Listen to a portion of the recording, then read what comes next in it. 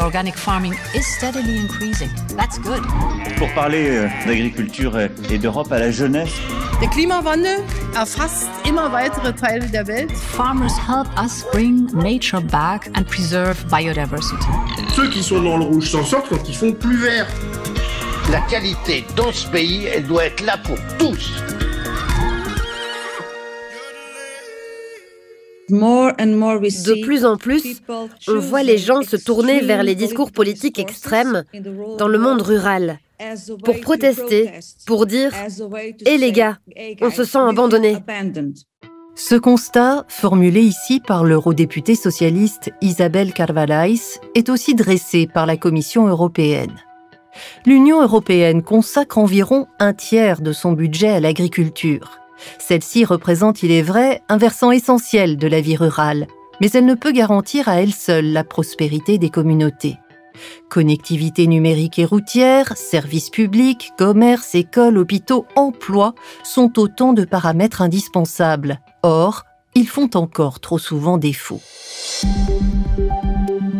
Alors que les campagnes européennes se vident et vieillissent, Bruxelles réagit avec une stratégie à long terme pour le développement rural. Une approche multidimensionnelle qui vise à rendre la vie des petites localités plus durable, prospère et attrayante, y compris pour les jeunes. Comment ? On en parle dans ce 13e épisode de Nourrir l'Europe.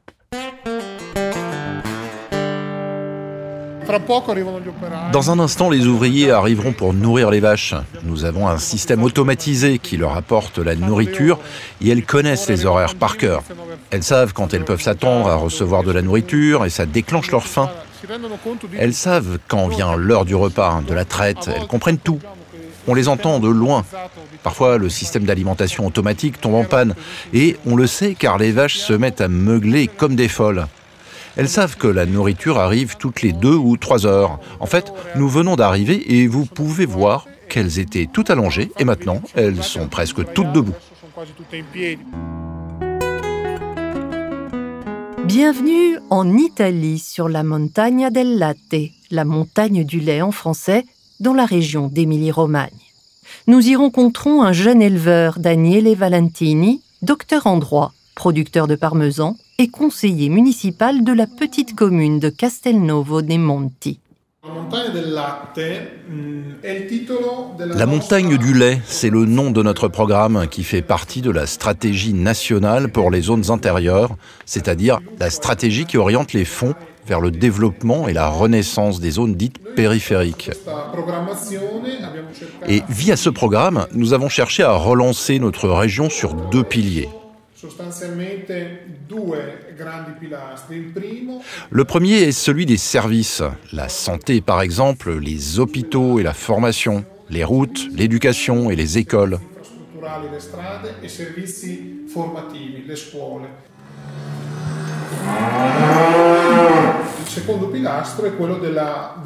Le deuxième pilier est celui de la ressource économique la plus importante de cette région, le parmesan. Notamment le parmesan de montagne aux qualités uniques. Donc, cette stratégie réunit ces 2 piliers, les services et le parmesan, pour relancer et promouvoir la région. Mais malheureusement, c'est une région fragile, pas tant sur le plan économique que sur le plan de la situation démographique. Comme bien d'autres exploitations ici, la ferme de Daniele a bénéficié de fonds de développement dans le cadre de la politique agricole commune. Ces fonds sont essentiels pour nous dans cette région car ils nous ont permis en seulement quelques années de moderniser la plupart des fermes.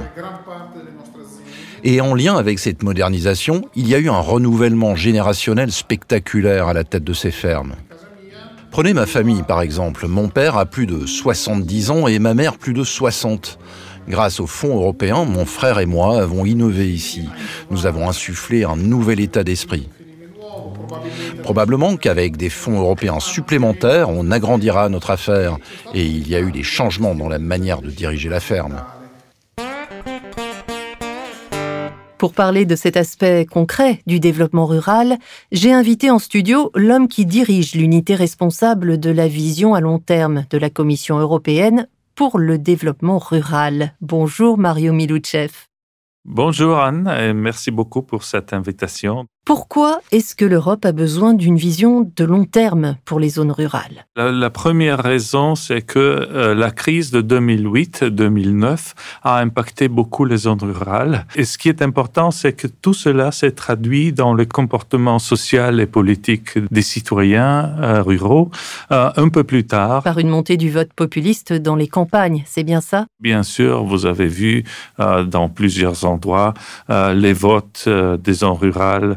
Un grand pourcentage des zones rurales se sentent un peu délaissés par la société et en particulier pour les zones éloignées. La précédente communication de la Commission sur les zones rurales était en 1988. Ça veut dire il y a 34 ans déjà. Il était grand temps de revenir et de voir qu'est-ce que nous avons pu faire entre-temps sur les zones rurales.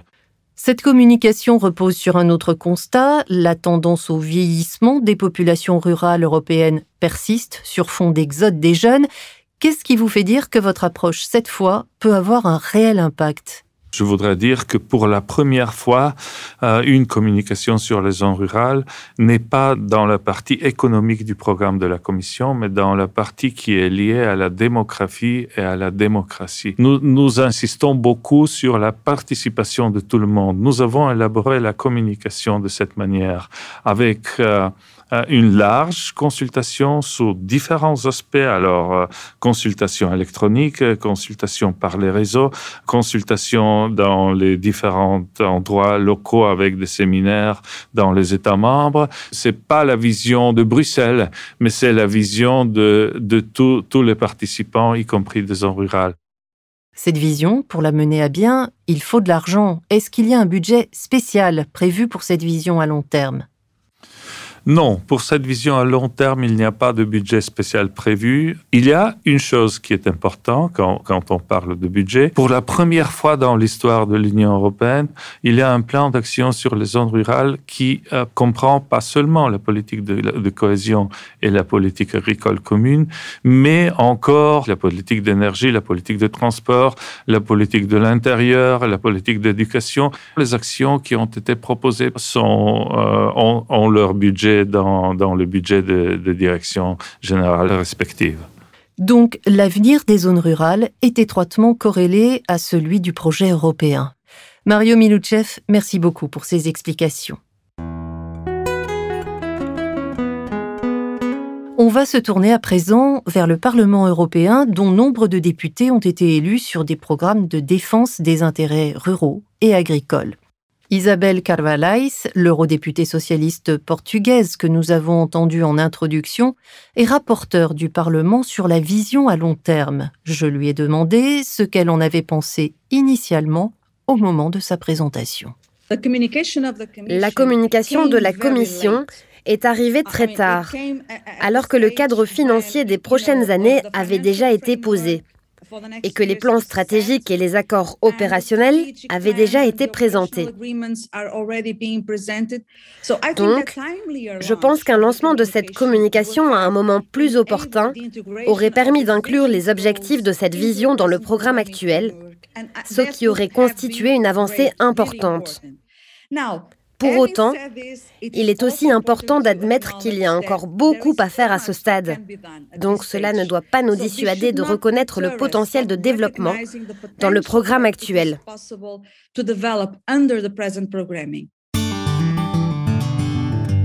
On peut imaginer qu'en coordonnant tout un éventail de politiques, on va maximiser l'impact et rendre les localités rurales bien plus attrayantes pour les citadins. C'est comme ça qu'on va faire revivre nos campagnes ? Il y a une chose que je trouve très importante. Il ne s'agit pas seulement du monde rural, mais de la ruralité. Vous pouvez vivre dans le monde rural tout en travaillant pour une grande multinationale à Berlin. Vous êtes sur votre ordinateur portable dans votre espace rural, mais vous ne vivez pas la ruralité. Vous êtes dans la ruralité quand vous essayez de comprendre le savoir traditionnel et que vous essayez de le combiner à l'innovation. Mais parfois, j'ai l'impression qu'on parle de choses différentes, bien que nous utilisons les mêmes termes. Merci Isabel Carvalhais. Retour en Italie, dont les campagnes n'échappent pas à la tendance générale de vieillissement et de désertification. Il y a 10 ans, le gouvernement italien a lancé la Stratégie nationale pour les zones intérieures, un plan visant à soutenir et renforcer les communautés rurales. Sabrina Lucatelli a été un de ces architectes. Je lui ai demandé quelles observations avaient présidé à l'élaboration de la stratégie nationale. Nous avons compris que les maires se sentaient seuls, ceux des petites communes avec des bureaux dépourvus de moyens technologiques dignes de ce nom et dont les jeunes administrés s'en vont. Le pourcentage de résidents âgés augmente de plus en plus et les jeunes, y compris ceux qui voulaient rester, rencontrent trop de difficultés, notamment pour trouver du travail ou pour lancer leurs propres affaires, mais aussi du fait d'un réseau de services particulièrement faible. Cette mission est devenue votre passion puisque depuis, vous avez créé la fondation Riabitare l'Italia qui signifie à la fois redonner vie aux campagnes et retourner s'y installer avec l'idée de faire revivre la culture rurale, de se la réapproprier. Et votre priorité, c'est changer les mentalités.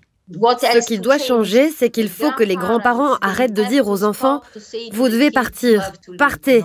Il n'y a aucune opportunité pour vous ici. Donc ce qu'on essaie de faire, c'est de renverser cette tendance, la remplacer par « Pourquoi ne pas rester ? C'est une vie différente. Ça vous plaît ?» Peut-être qu'il ne s'adresse pas à l'enfant du pays, mais à un citadin de Milan fatigué de Milan. Le concept d'habitant dans ces zones n'est plus celui d'autrefois. Les gens s'en vont et puis reviennent. J'aime parler d'habitants temporaires. Toute famille italienne a un petit village dans son histoire. Mettons le cap à présent sur le petit village de Cervarezza, sur la montagne du lait. C'est là que vit Antonio Pisano, architecte. Enfant de Toscane, il a étudié à Milan avant d'émigrer à Londres, où il a travaillé pendant 15 ans. Ici, Antonio et sa femme Giulia, britanniques, se sont lancés dans l'écotourisme. Ils ont monté un espace communautaire et de villégiature basé sur les principes de l'économie circulaire. Le contraste avec la frénésie londonienne est saisissant, mais Antonio est sans regret. Pour moi, le fait d'avoir un moins bon accès aux séries en streaming n'est pas une grande perte, franchement. On a le sentiment de bénéficier d'un accès privilégié à des services bien plus importants. Avoir la possibilité d'aller dans les bois et s'asseoir sous un chêne et découvrir des empreintes de biches ou de loups.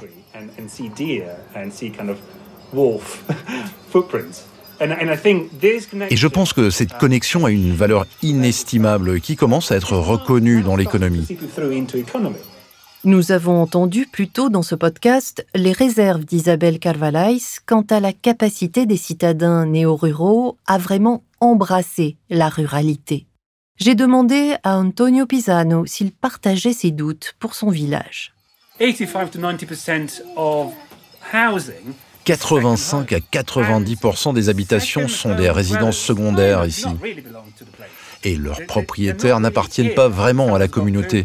Ils ne sont pas vraiment là quand quelqu'un a le Covid et qu'il faut que quelqu'un d'autre aille lui faire ses courses.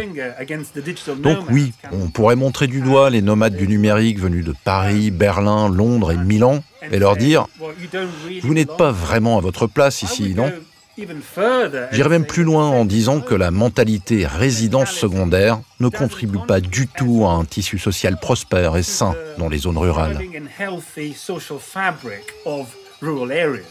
Et pour Antonio Pisano aussi, comme pour Sabrina Lucatelli, la priorité absolue à laquelle doivent s'atteler les politiques, c'est changer la perception qu'ont les habitants du monde rural d'eux-mêmes et de leur communauté. Il est temps de dépasser l'ancien dogme moderniste qui veut que la ville est tout pour elle, avec cet état d'esprit industriel selon lequel la richesse est là où se trouve l'usine. Vous savez, la richesse est là où l'on a accès à l'eau potable, au bon air et à une communauté bienveillante. Ça, c'est la vraie richesse. Et c'est surprenant parce que chaque fois qu'on rencontre quelqu'un, même de la région, ici, ou de Castelnuovo dei Monti, on nous dit la même chose. Les gens ici ne se rendent pas compte de leur chance et ils n'arrêtent pas de se plaindre. à méditer. Sachez que l'impact des plans d'action qui jalonneront la vision à long terme pour le développement rural sera mesuré en permanence et donnera lieu à des rapports accessibles au public. Ainsi s'achève ce 13e numéro de Nourrir l'Europe. Merci à tous mes invités pour leur contribution à ce podcast. On se retrouve dans 2 semaines pour parler des tout premiers prix du bio européen. Je vous laisse une dégustation de parmesan matin. Organic farming is steadily increasing. That's good. Pour parler d'agriculture et d'Europe à la jeunesse. Der Klimawandel erfasst immer weitere Teile der Welt. Farmers help us bring nature back and preserve biodiversity. Ceux qui sont dans le rouge s'en sortent quand ils font plus vert. La qualité dans ce pays, elle doit être là pour tous.